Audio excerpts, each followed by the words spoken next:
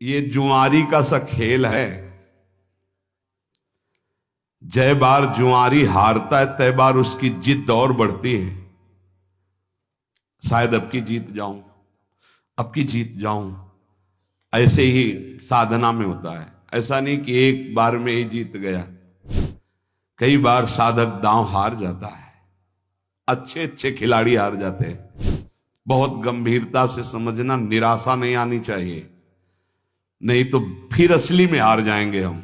निराश तो नहीं होना, ये हमारी प्रार्थना है।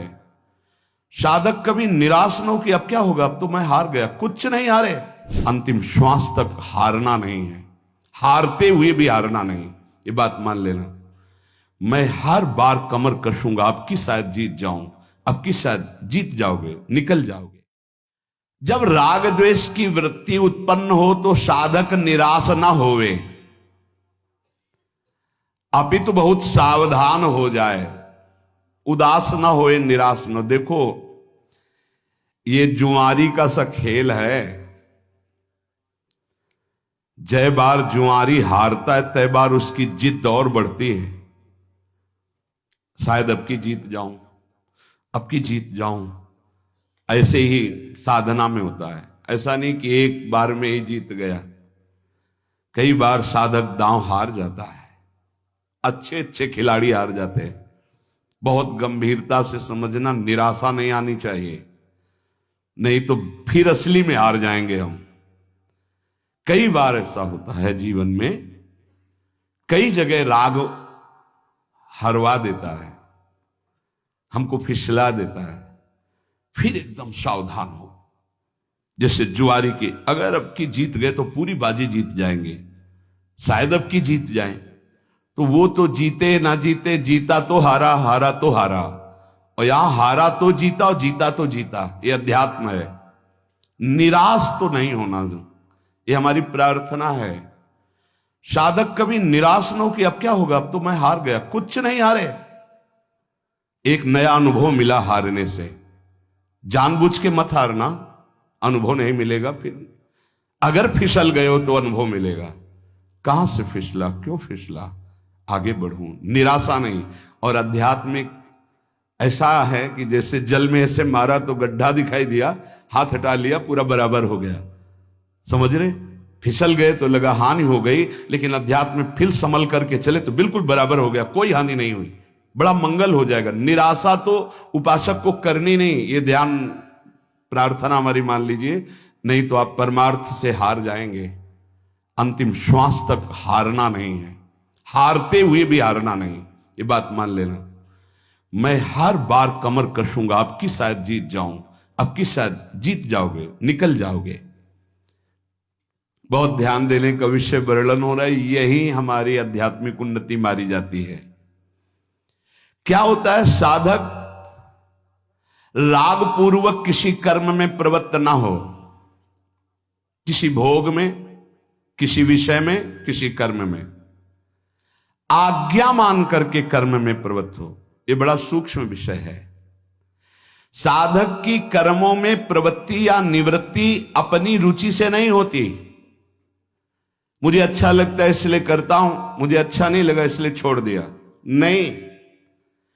वो आज्ञा पर करता है, आज्ञा पर त्याग करता है, इसलिए उसका करना राग पूर्वक नहीं और त्याग करना द्वेष पूर्वक नहीं है। वो आज्ञा पे चलता है, साधक है। शास्त्र आज्ञा, गुरु आज्ञा। ध्यान दीजिए, हमारा हर कार्य अब जो ही कहें करें हम सोई आयस लिए चले निज दासी। राग द्वेष की सत्ता ही नहीं रह जाएगी। हमारा जो कार्य होता है वो शास्त्र आज्ञा, गुरु आज्ञा से होता है। अगर हम किसी कार्य में प्रवृत्त होते हैं तो आज्ञा, कर्तव्य। अगर निवृत्त होते हैं तो आज्ञा, कर्तव्य। हमारा कर्तव्य ये नहीं करना चाहिए, शास्त्र आज्ञा, गुरु आज्ञा, इसलिए हम नहीं करते। द्वेष पूर्वक त्याग नहीं, राग पूर्वक ग्रहण नहीं। जब राग द्वेष पूर्वक क्रिया की जाती है तो उसका फल उत्पन्न होता है, और राग द्वेष का फल पतन के सिवा और कुछ नहीं होता। पतन। जब साधक संसार से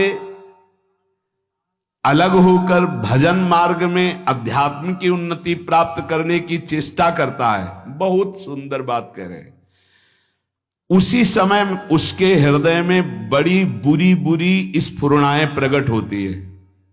सब साधक सावधानी से सुने। जब साधक संसार का त्याग करके सच्चिदानंद की प्राप्ति के लिए भजन में लगता है तो उसके हृदय में, अंतःकरण में बड़ी बुरी बुरी स्फुरणाएं प्रकट होती है। साधक घबरा जाता है। भगवान यहां आश्वासन दे रहे हैं साधक को, स्फुरणाओं से घबराना नहीं। इन स्फुरणाओं की सत्ता नहीं है कि तुम्हारा कुछ भी बिगाड़ सके। ये उत्पन्न हो रही हैं जो थी पहले, अब नष्ट हो रही प्रकट हो करके। सिद्धांत है ये नष्ट हो रही है क्योंकि तुम भजन परायण हो। पर चूक अच्छे अच्छे से हो जाती, कोई समझ नहीं पाता नष्ट हो रही, वो उसी में तन्मय होकर नई क्रियाएं कर बैठता है। राग बन गया, संस्कार बन गया, यही चूक हो जाती। ध्यान देना, जब हम साधन भजन पे, तो हमारे अंदर गंदी गंदी स्फुरणाएं जो जन्म जन्मांतर की, अब हम उनको ये नहीं समझ पाते कि ये नष्ट हो रही। हमारे अंदर काम आ रहा है, हमारे अंदर क्रोध आ रहा है, हमारे अंदर भोग आ रहा है, भोग की बातें आ रही, पुरानी बातें आ रही, आ नहीं रही, वो नष्ट हो रही। अगर आप उनमें तन्मय होकर नवीन क्रिया कर बैठे तो संस्कार बन गया, मिटने की जगह बन गया, अब पतन अवश्यंभावी। अतः उपासक स्फुरणाओं को देखकर घबराए नहीं, आ नहीं रही, ये जा रही हैं। संसार का जब आप भोग करते थे तो स्फुरणाएं आ रही थी, तुम जान नहीं पाए, वो इकट्ठा हो रही थी। जब तुम संसार से मुक्त होने के लिए भजन शुरू किए तो अब वो जाएंगी, निकलेंगी, वो निकल रही स्फुरणाएं। अब भजन के बल से स्फुरणाएं खाली हो रही हैं। तुम स्फुरणाओं में चिपकना मत, पकड़ना मत, उन स्फुरणाओं के अनुसार संकल्प करके क्रियाएं मत करना, वो निकल रही हैं। साधक को चाहे अच्छी स्फुरणा हो या बुरी स्फुरणा, बिल्कुल न राग करना न द्वेष, दृष्टा मात्र बने रहना है। भजन क्या आ रहा है बस देखते चले जाओ।